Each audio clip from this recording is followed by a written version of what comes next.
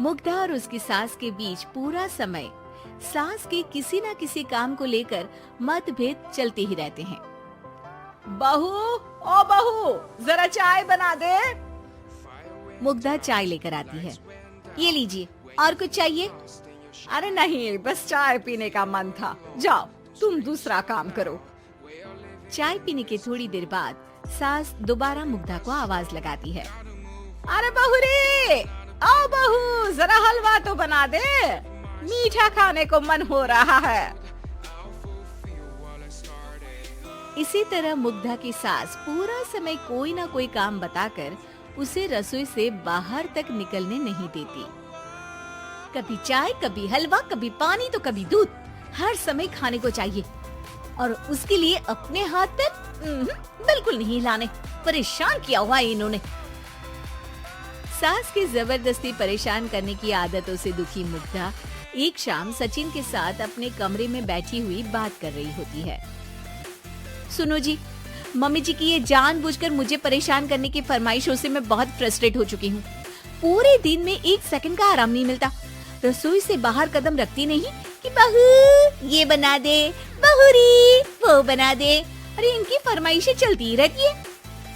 अरे मुग्धा, माँ खाने की शौकीन है पर उम्र हो चली है, खुद खाना नहीं बना सकती इसलिए तुमसे बोलती है। अरे तो शौक भी उम्र देख कर रखने चाहिए ना। समझ में नहीं आता, हर समय फेविकॉल का जोड़ लगाए सोफे से चिपकी बैठी रहती है। इतना सब डाइजेस्ट कैसे हो जाता है उन्हें? अरे तुम मेरी माँ से इतनी नफरत कैसे कर सकती हो? मैं उनसे नफरत नहीं करती जी, बस परेशान हूँ। जहाँ मुग्धा अपने पति से ये सब बोल रही होती है, वहीं उसकी सास भी कमरे के बाहर दरवाजे से कान लगाए सारी बातें सुन रही होती है और अगली दोपहर रसोई में मुग्धा के पास जाती है। बहू, आज ना मेरा कुछ मसालेदार खाने का मन है। तो चाय बना दो, मुझे बहुत पसंद है। अरे ना, ऐसा कर लिट्टी चोखा बना ले। और हाँ, जितना मसाला बातों में मिलाकर पति को सुनाती हो ना, सब्जी में भी वैसे ही डाला करो, खाना स्वादिष्ट बनेगा। सास की बात सुनकर मुग्धा हैरान रह जाती है। मतलब अब पूरा समय मुझ पर हुक्म चलाने के साथ बंद कमरे में हुई पति पत्नी की बीच की बातें भी सुनती है? अरे बात जब मेरी थी तो सुनने में क्या दिक्कत है? ये कहकर सास वहाँ से चली जाती है। अरे अब तो हद पार हो गई, इस तरह से तो ये मेरा जीना मुश्किल कर देंगी। मुग्धा सास की हरकतों से परेशान उसका हल सोचने लगती है और इसी तरह कुछ दिन बीत जाते हैं, जिसमें सास का जन्मदिन आता है। मुग्धा बहुत खुशी के साथ अपनी सास को एंड्रॉइड मोबाइल गिफ्ट करती है। मम्मी, आपको सबसे बात करने के लिए बहुत दिक्कत होती है ना? कभी सचिन तो कभी मुझे बोलना पड़ता है, पर इस मोबाइल से आपको कोई दिक्कत नहीं होगी। एक जगह बैठे बैठे बहुत कुछ कर सकती हैं अब आप। मोबाइल देख सासू माँ खुश हो जाती है, पर उसे इस्तेमाल करना तो आता नहीं, इसलिए साइड में रख देती है। जिसे देख मुग्धा घर का सारा काम छोड़ मोबाइल सेट कर सास को इस्तेमाल करना सिखाने लगती है, जिसके बाद अब सास पूरा समय मोबाइल में ही लगी रहती है। हाय, जब से मम्मी को मोबाइल मिला है मेरी लाइफ में कितनी शांति आई है। अच्छा है, इसी तरह बिजी रहे तो मैं भी सुकून की जिंदगी जी पाऊंगी। अब मुग्धा जब मन करे काम करना, जैसा चाहे वैसा खाना बनाकर खाना, पूरा समय रिलैक्स और खुश रहने लगती है। क्या बात है, आजकल तुम बहुत चहक रही हो।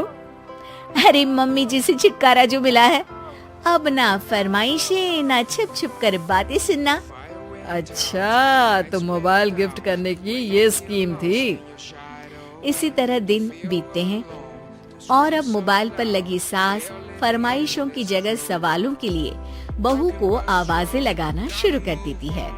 अरे बहू सुन तो, देख जरा किसी का फोन क्यों नहीं मिल रहा? रिचार्ज खत्म हो गया है, पर अभी 4 दिन पहले ही तो मैंने किया था, इतनी जल्दी कैसे खत्म हो गया? अरे मैंने कल तेरी कनाडा वाली मौसी सास से 3 घंटे बात की थी ना। क्या? इतना महंगा तो मोबाइल भी नहीं आया जितना महंगा इसका रिचार्ज पड़ रहा है। इसके बाद तो जैसे मुग्धा के दिन की 24 घंटे में से 20 घंटे सास के पास उनके मोबाइल रिलेटेड प्रॉब्लम सॉल्व करने की ड्यूटी ही बन जाती है। अरे मुग्धा, ये मोबाइल में अचानक तेरी मौसी सास की शक्ल क्यों दिखने लगी? और ये तो हिल भी रही है। मम्मी, ये गूगल डुओ का वीडियो कॉल है। इसमें आप बात करने के साथ एक दूसरे की शक्ल भी देख सकती हो। अच्छा, ये तूने मुझे पहले क्यों नहीं बताया? अब बताने के लिए पहले नहीं बताया। इसी बीच सचिन भी वहाँ आ जाता है और सास अपनी वीडियो कॉल में बिजी हो जाती है। क्यों, सास बहू में क्या गपशप चल रही है? इसे गपशप नहीं, दिमाग का दही होना बोलते हैं। पर तुम तो मम्मी को मोबाइल देकर बहुत खुश थी, फिर क्या हुआ? हाँ, उसका सुकून भी कुछ ही दिन मिला। अब घर के टंटे खत्म हुए तो मोबाइल की टिंग टिंग शुरू हो गई। देखो भाई, कुछ पाने के लिए कुछ खोना तो पड़ता है। आखिर तुमने मोबाइल अपने फायदे के लिए ही तो दिया है, तो फिर सवालों के जवाब भी देने पड़ेंगे, क्योंकि जब तक उनके हाथ में ये फुथरू रहेगा, तुम्हारी लाइफ में प्राइवेसी और सुकून रहेंगे। कहने का मतलब है अगर इससे प्यार बढ़े तो दाग अच्छे हैं। अरे मुझे पहले दिन से ही पता है मोबाइल किस मकसद से दिया गया है। भूलो मत, इससे पहले मैं बातें ही सुनती थी। सास की ये बात सुनकर मुग्धा शॉक में और सचिन हंसता रह जाता है।